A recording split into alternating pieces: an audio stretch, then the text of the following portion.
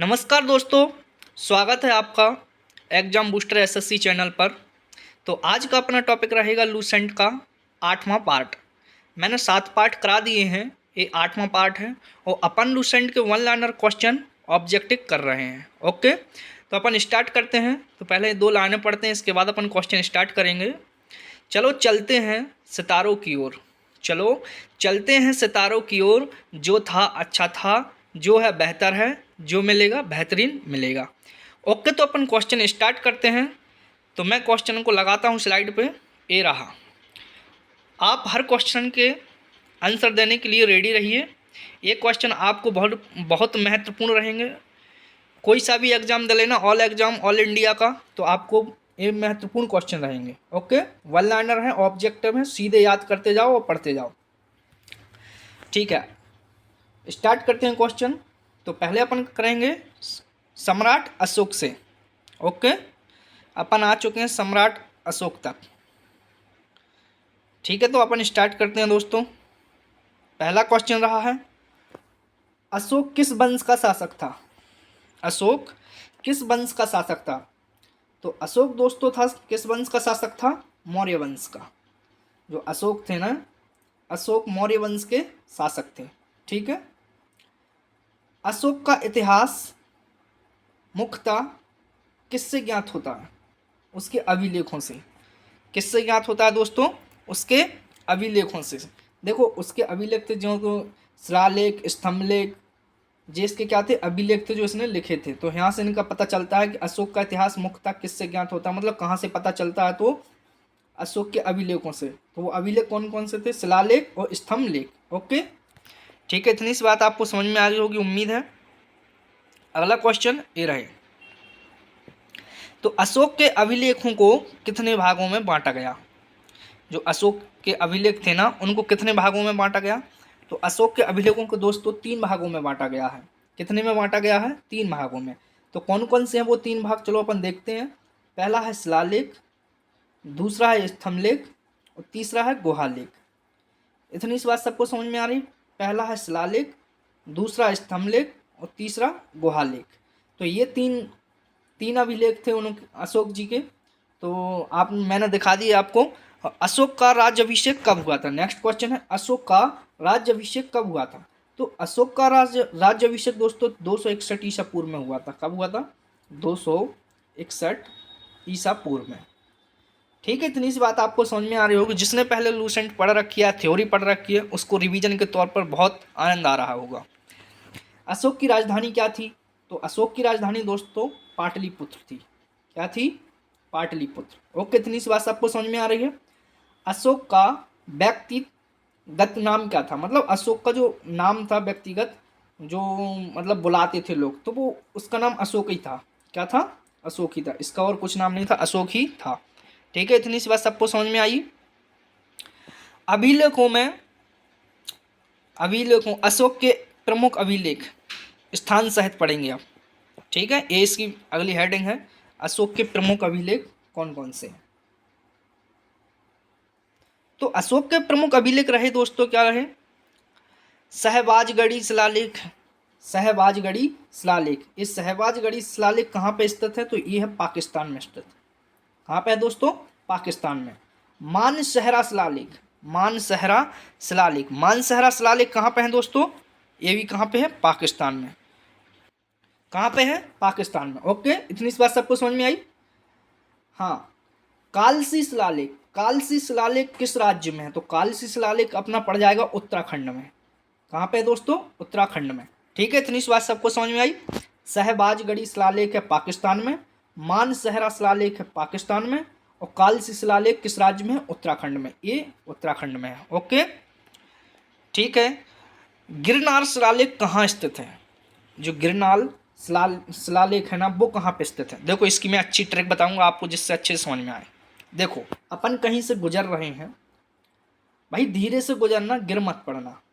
धीरे से गुजरना, गिर मत पड़ना। तो गुजरते समय अपन कहाँ से गुजरेंगे? मतलब गुजरना से हो गए गुजरात और गिरना से हो गिरनार, मतलब गिर मत पड़ना, धीरे से गुजरना।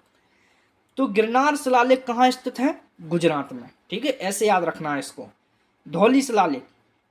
धौली शिलालेख किस राज्य में है? ये है उड़ीसा राज्य में। कहाँ पे दोस्तों? उड़ीसा राज्य में। जौगढ़ शिलालेख, जौगढ़ शिलालेख कहाँ पे है?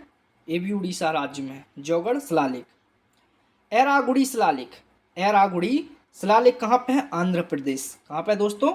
आंध्र प्रदेश। एक बार और देखते हैं, गिरनार शिलालेख है गुजरात में, धौली शिलालेख है उड़ीसा में, जौगढ़ शिलालेख है उड़ीसा में, एरागुड़ी शिलालेख भी कहाँ पे है?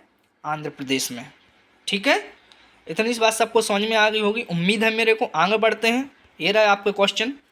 सोपारा शिलालेख, जो शिलालेख है ना, बड़े महत्वपूर्ण शिलालेख है, हर एग्जाम में पूछे जाते हैं। ओके, सोपारा शिलालेख। तो सोपारा शिलालेख कहाँ पे है? महाराष्ट्र में। कहाँ पे है दोस्तों? महाराष्ट्र में। सन्नाथ एवं सारनाथ शिलालेख, सन्नाथ और एवं सारनाथ, देखो सन्नाथ है मध्य प्रदेश और सारनाथ है उत्तर प्रदेश। ठीक है, तो कहाँ पे है? मध्य प्रदेश और उत्तर प्रदेश में। सासाराम शिलालेख कहाँ पे स्थित है? सासाराम, सासाराम शिलालेख कहाँ पे स्थित है? बिहार में। कहाँ पे है दोस्तों? बिहार में।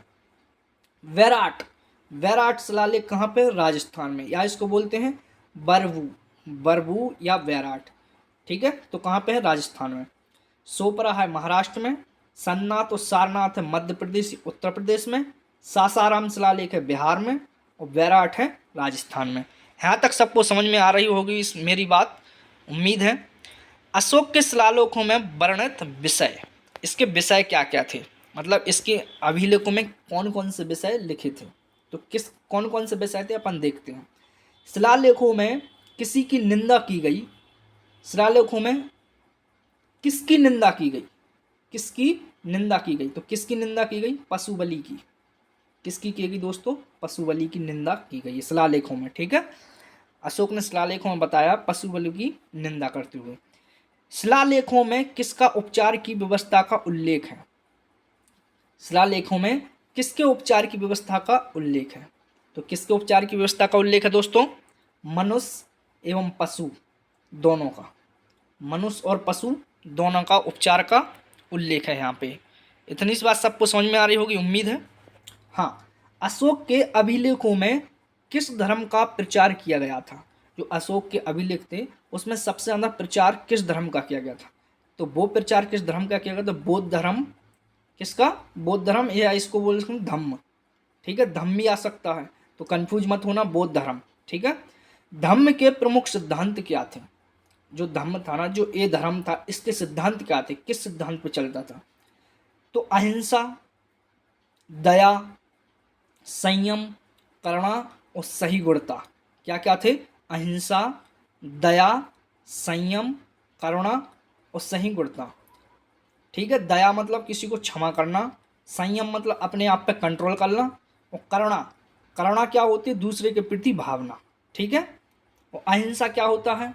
अहिंसा दूसरे के बीच में विरोध करना, उसको अहिंसा बोल सकते हैं। ठीक है दोस्तों, इतनी सी बात सबको समझ में आ गई होगी, उम्मीद है। अशोक के किस शिलालेखों में धम्म घोष का उल्लेख हुआ है? जो अशोक के जो शिलालेख थे ना, धम्म घोष का उल्लेख मतलब कौन से शिलालेख में हुआ है? तो ये था प्रमुख शिलालेख, प्रमुख शिलालेख में था। कौन से में था? प्रमुख शिलालेख। ठीक है, अशोक एवं बौद्ध धर्म। अब पढ़ेंगे अपने अगली हेडिंग क्या है? अशोक और बौद्ध धर्म से संबंधित प्रश्न। ठीक है, ठीक है। तो अशोक ने बौद्ध धर्म को कब अपनाया था? जो अशोक था, अशोक सम्राट था, इसने बौद्ध धर्म को कब अपनाया था? कलिंग युद्ध के बाद। जब कलिंग युद्ध हो गया था ना, तब इसके बाद बौद्ध धर्म को अपनाया था। ओके, कलिंग युद्ध का प्रभाव क्या पड़ा था? जो कलिंग युद्ध हुआ था उस समय प्रभाव क्या पड़ा था? तो अशोक की अहिंसा की ओर मुड़ा था। जो अशोक की अहिंसा था ना, उसकी ओर ये प्रभाव पड़ा था। ओके, इतनी सी बात सबको समझ में आ रही। सीधे वन लाइनर क्वेश्चन है, ज़्यादा दिमाग लेने की लोड नहीं है, बस करते जाओ, रिवीजन हो रहा है आपका अच्छे से। अशोक ने कितने स्तूपों का निर्माण कराया? तो अशोक ने कितने स्तूपों का निर्माण कराया था? लगभग 84,000 स्तूप। कितने थे दोस्तों? लगभग 84,000 स्तूप। ठीक है, अशोक ने बौद्ध धर्म प्रचार के लिए किसे विदेश भेजा था? जो अशोक था ना, इसने प्रचार के लिए बौद्ध धर्म का प्रचार करने के लिए विदेश में भेजा था। वो कौन था? अपने पुत्र थे ना, वो उनके पुत्र थे महेंद्र, और पुत्री का नाम था संघमित्रा। तो इसने दोनों को, अपना पुत्र और पुत्री को भेजा था कहाँ पे, विदेश में, कि बौद्ध धर्म का प्रचार, बौद्ध धर्म के बारे में बताने के लिए। ओके, तो कौन था, महेंद्र और संघमित्रा, जो इनकी पुत्र पुत्री थे। ठीक है, यहाँ तक बात समझ में आ रही होगी। अब पढ़ेंगे अपन प्रशासनिक पद, अर्थशास्त्र में वर्णित। ठीक है, तो ये अपनी हेडिंग रहेंगी। इससे महत्वपूर्ण जितने भी क्वेश्चन है मैं आपको करा दूंगा। देखो मैं ये लूसेंट करा रहा हूँ, और ऐसा नहीं कि मैं कहीं से भी क्वेश्चन रख रहा हूँ, इनको मैं हेडिंग बाई हेडिंग करा रहा हूँ, तो आप कन्फ्यूज भी नहीं होंगे और अच्छे से आपको समझ में भी आएगा। और आप लूसेंट को खोल के बैठ जाइए, उसमें ये सब कुछ आने वाला है, और इसकी PDF आपको टेलीग्राम पर मिल ही जाएगी। ओके, इतनी सी बात सबको समझ में आ रही। और टेलीग्राम पे कहाँ जाना है आपको, एग्जाम बूस्टर SSC चैनल पर। ठीक है, यहाँ पे आपको इसकी PDF मिल जाएगी। ठीक है, मंत्री का कार्य क्या था, मंत्री थे ना, उनका कार्य क्या था, इनका मंत्री क्या कार्य करते हैं, आप जानते हो, प्रशासन का संचालन करते हैं। जो प्रशासन है तो वहाँ का देखभाल करते हैं मंत्री, उनका कैसे चलाना, क्या करना मंत्री। तो मंत्री क्या करते थे, प्रशासन का संचालन। समाहर्ता कौन होता था, समाहर्ता कौन होता था, तो समाहर्ता कौन होता था, राजस्व का अधिकारी, राजस्व का अधिकारी, जो वहाँ का धनमन रहता था उसका कौन था, अधिकारी। ठीक है, दंडपाल का कार्य क्या था, जो दंडपाल का कार्य था अपराधियों को दंड देना। देखो भाई इसमें तो सीधा सीधा दिख रहा है कि दंडपाल का कार्य किससे संबंधित हो सकता है, तो अपराधियों को दंड, भाई दंडपाल क्या कर सकता है, दंड ही दे सकता है, मतलब दंड दे सकता है ना, अपराधियों को दंड देने का कार्य। सजा, नगराध्यक्ष का कार्य, जो नगर का अध्यक्ष रहता था वो, उसका काम क्या था, नगर प्रशासन को संभालना। क्या था, नगर प्रशासन को संभालना। इतनी सी बात सबको समझ में आई। मंत्री का कार्य क्या रहता था, प्रशासन का संचालन करना। समाहर्ता का राजस्व अधिकार, और दंडपाल का अपराधियों को दंड देना, और नगर अध्यक्ष का नगर प्रशासन संभालना। ठीक है, सबको समझ में आ रहा है क्वेश्चन, ऐसा तो नहीं कि भाई कन्फ्यूज हो रहे हो, कन्फ्यूज होने की तो बात ही नहीं है, इम्पोर्टेंट है ना। अब देखो मैं इम्पोर्टेंट पॉइंट लेकर आया हूँ कुछ अन्य महत्वपूर्ण, जो अशोक से संबंधित है, ये बहुत महत्वपूर्ण रहेंगे आपको। अशोक के शिलालेख किस भाषा में है, जो अशोक के शिलालेख है ना वो किस भाषा में, प्राकृतिक भाषा में। किस में है दोस्तों, प्राकृतिक भाषा में। शिलालेखों में किस लिपि का प्रयोग हुआ है, शिलालेखों में किस लिपि का प्रयोग हुआ है, तो ब्राह्मी एवं खरोष्ठी लिपि का, ब्राह्मी खरोष्ठी लिपि का क्या हुआ है, इसमें प्रयोग है। ये भाषा है नहीं, कुछ सोचो क्या है, ब्राह्मी एवं खरोष्ठी लिपि का प्रयोग हुआ है। ठीक है, ब्राह्मी लिपि को सबसे पहले किसने पढ़ा, ब्राह्मी लिपि को सबसे पहले किसने पढ़ा दोस्तों, तो ये पढ़ा है सबसे पहले जेम्स प्रेसेस ने 1837 में। ये क्वेश्चन अक्सर पूछा जाता है, ये बहुत इंपॉर्टेंट है। ठीक है, मौर्य साम्राज्य एवं उत्तरकालीन वंश, सॉरी ये थोड़ा अलग, एक मिनट रुकना, ये थोड़ा अलग क्वेश्चन है। ठीक है, ये अभी मत पढ़ना। तो ब्राह्मी लिपि को सबसे पहले किसने पढ़ा था, जेम्स प्रेसेस ने 1837 में। कब पढ़ा था दोस्तों, 1837 में। ठीक है, 1837 ईस्वी में। अब अपन पढ़ेंगे मौर्य साम्राज्य से जुड़े हुए क्वेश्चन। किससे पढ़ेंगे, मौर्य साम्राज्य से जुड़े हुए क्वेश्चन। ठीक है, तो अपन आ चुके हैं मौर्य साम्राज्य की ओर। ये भी उसमें ही हेडिंग है, लूसेंट में देख लेना, मौर्य साम्राज्य हेडिंग खोल के बैठ जाइए और उसके वन लाइनर इंपोर्टेंट क्वेश्चन देख लीजिए। मौर्य साम्राज्य की राजधानी कहाँ थी, मौर्य साम्राज्य की राजधानी कहाँ पे थी दोस्तों, पाटलिपुत्र बिहार में। ठीक है, कहाँ पे थी, पाटलिपुत्र बिहार में। मौर्य काल में सम्राट को किस नाम से जाना जाता था, राजा, सम्राट। किस मतलब सम्राट, जो सम्राट शब्द रहता था उसका मतलब क्या रहता था, राजा या सम्राट ही। ठीक है, सम्राट जो था वो राजा था, इतना समझ लो। मौर्य प्रशासन में राजा की सहायता कौन करता था, मौर्य प्रशासन में राजा की सहायता कौन करता था दोस्तों, तो वो मंत्री परिषद। कौन करता था, मंत्री परिषद। जो वहाँ का मंत्री रहता था उसकी सहायता कौन करता था, वो मंत्री ही परिषद करता था। मंत्री परिषद में सदस्यों की संख्या कितनी होती है, मंत्री परिषद में सदस्यों की संख्या कितनी होती है, या तो 12 होती है, या 16, या 20, या 3 प्रकार से बटे रहते हैं, या तो 12 में रहेंगे, या 16 में रहेंगे, या 20 में। यहाँ पे आपको दिख रहा होगा। ठीक है दोस्तों, उम्मीद है इतनी बात आपको समझ में आ गई होगी। नेक्स्ट क्वेश्चन ये रही, मौर्य काल में प्रधान न्यायाधीशों को क्या कहा जाता है, जो मौर्य काल में प्रधान न्यायाधीश रहते, प्रधान मतलब जो और मुखिया रहता था, असली मुखिया, तो प्रधान न्यायाधीश को क्या कहा जाता था, क्या कहा जाता था दोस्तों, महाधर्माध्यक्ष। महाधर्माध्यक्ष मतलब महान अध्यक्ष रहता धर्मों का, ठीक है, महान धर्माध्यक्ष, इसको बोला जाता था न्यायाधीश को, ठीक है। मौर्य साम्राज्य को कितने प्रांतों में बांटा गया, मौर्य साम्राज्य को 5 प्रांतों में बांटा गया दोस्तों। कितने में बांटा गया, 5 प्रांतों में। यहाँ तक सबको समझ में आ रही है, अच्छे से लिखते जाइए पेन कॉपी से और आप याद करते जाइए। इनकी पीडीएफ मैं दे ही रहा हूँ टेलीग्राम पे, बस निकलवा लेना प्रिंट फॉर्मेट में। प्रांतों का प्रशासन कौन होता है, जो प्रांतों का प्रशासन होता है वो कौन होता है, कुमार आर्यपुत्र। प्रांतों का प्रशासक कौन होता है, कुमार आर्यपुत्र। मतलब जो उनके पुत्र रहते थे, कुमार या आर्यपुत्र बोल सकते हैं, जो राजा का पुत्र रहता था, ठीक है, उसको प्रांतों का प्रशासक बोलते थे। कौन होता था, वही होता था, ठीक है। प्रशासनिक इकाइयां एवं पदाधिकारी, पद अधिकारी। तो अपन पढ़ेंगे अब प्रशासनिक इकाइयों से संबंधित क्वेश्चन। तो ये रहे, ये हेडिंग है अपनी, लूसेंट में देख लीजिए खोल के, ये हेडिंग पे आ चुके हैं अपन। मौर्य प्रशासन की सबसे छोटी इकाई क्या थी, मौर्य प्रशासन की सबसे छोटी इकाई थी दोस्तों ग्राम। क्या थी, ग्राम। ग्राम का मुखिया कौन रहता था, तो इसमें सीधा लिखा है ग्राम का मुखिया रहता था ग्रामिक। कौन रहता था दोस्तों, ग्रामिक, ठीक है। इतनी सी बात सबको समझ में आ रही है।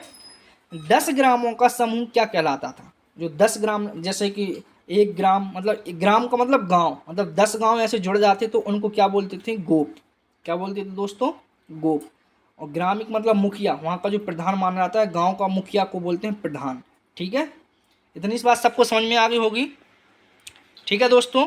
अगले क्वेश्चन ये रहे, नगर प्रशासन किसके अधीन होता था, जो नगर प्रशासन था वो किसके अधीन होता था, तो नगर अध्यक्ष के अधीन। भाई ये तो सही दिख रहा है कि नगर प्रशासन नगर अध्यक्ष की समीक्ष होगा, दिख रहा है कि नहीं, इसको याद करने की जरूरत ही नहीं है। नगर प्रशासन किसके अधीन होता था, नगर अध्यक्ष के अधीन, ठीक है। मैगस्थनीज के अनुसार नगर प्रशासन में कितने सदस्य होते थे, जो मैगस्थनीज था उसके अनुसार प्रशासन में कितने सदस्य होते थे, तो उसके अनुसार 30 सदस्य होते थे।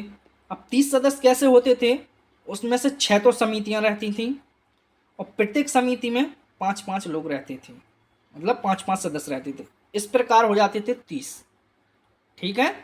इतनी सी बात समझ में आ गई है, कैसे रहते थे 30 सदस्य एक साथ में, 6 समितियों में बटे रहते थे और प्रत्येक समिति में 5 सदस्य रहते थे, इस प्रकार 30 रहते थे, ठीक है। अब पढ़ेंगे अपन प्रशासनिक समितियां और उनके कार्य, प्रशासनिक समितियां एवं उनके कार्यों से जुड़े हुए क्वेश्चन, ठीक है। तो पहली समिति का कार्य क्या था, पहली समिति थी उसका कार्य क्या था, उद्योग एवं शिल्प कार्यों का निरीक्षण करना। उद्योग माना जानते हो आप, व्यापार, और शिल्प कार्य जानते हो, किसी मूर्तियों की स्केचिंग करना या मूर्ति बनाना, उसको शिल्प कार्य बोला जाता है। तो उनका निरीक्षण करते थे पहली समिति में, ओके। और दूसरी समिति में किससे संबंधित थी, तो विदेशियों की देखरेख।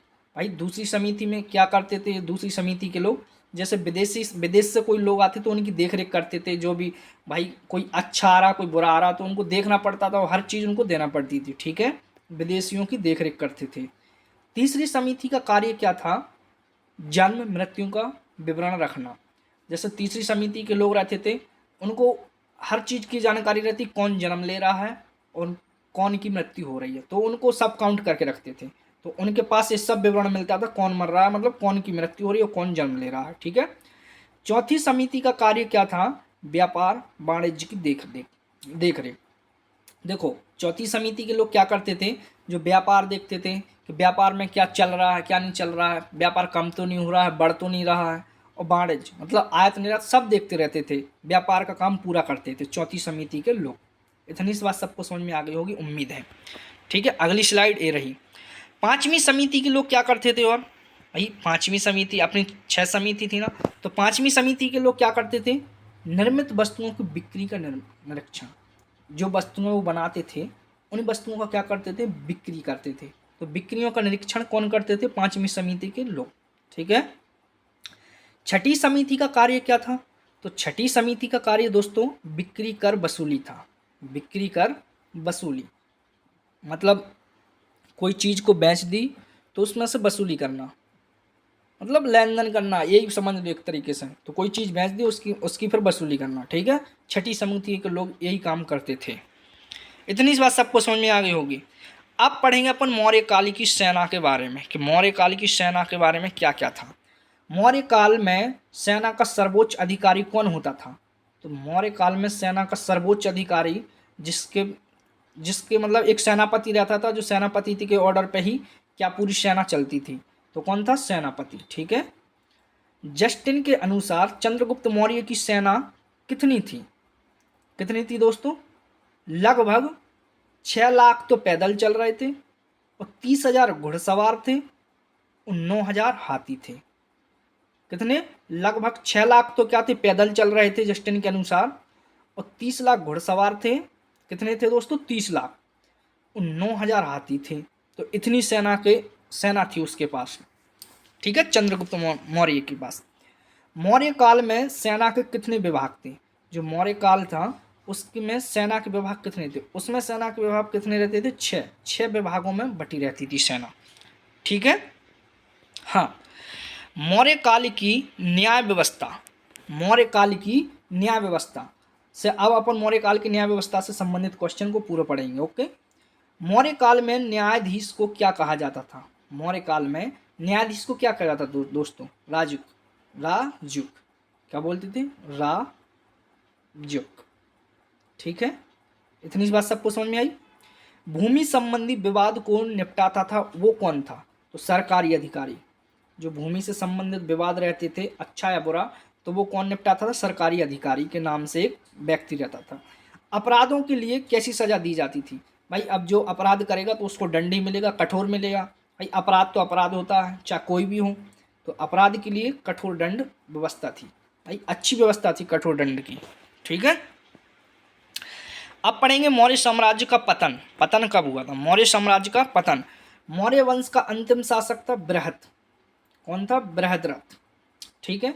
बृहद्रथ की हत्या किसने की थी? पुष्यमित्र शुंग ने। किसने की थी दोस्तों? पुष्यमित्र शुंग ने।